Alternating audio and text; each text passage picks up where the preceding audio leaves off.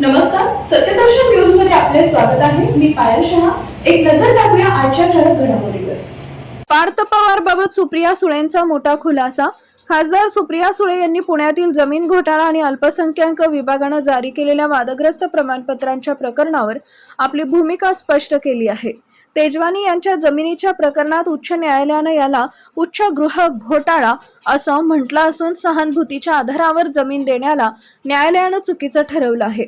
या प्रकरणात पार्थ पवारांवर जबाबदारी ढकलण्याचा प्रयत्न झाल्याचंही सुळे यांनी नमूद केलंय। हे प्रकरण न्यायप्रविष्ट असल्याने अंतिम निर्णय होईपर्यंत भाष्य करणं योग्य नसल्याचं मत त्यांनी व्यक्त केले। दुसऱ्या एका प्रकरणात प्रशासकीय दुखवटा सुरू असताना अल्पसंख्याक विभागानं 75 शैक्षणिक संस्थांना प्रमाणपत्र जारी केल्याचं समोर आलं। यावर सुळे यांनी तीव्र नाराजी व्यक्त केली आहे। काय नाही करायचं तो त्यांच्या गटाचा विषय आहे ना, त्याच्यामुळे त्या ज्या बातम्या येत आहेत तो त्यांच्या त्या गटाच्या आहेत, त्याच्यामुळे याची मला फारशी काय माहिती नाही।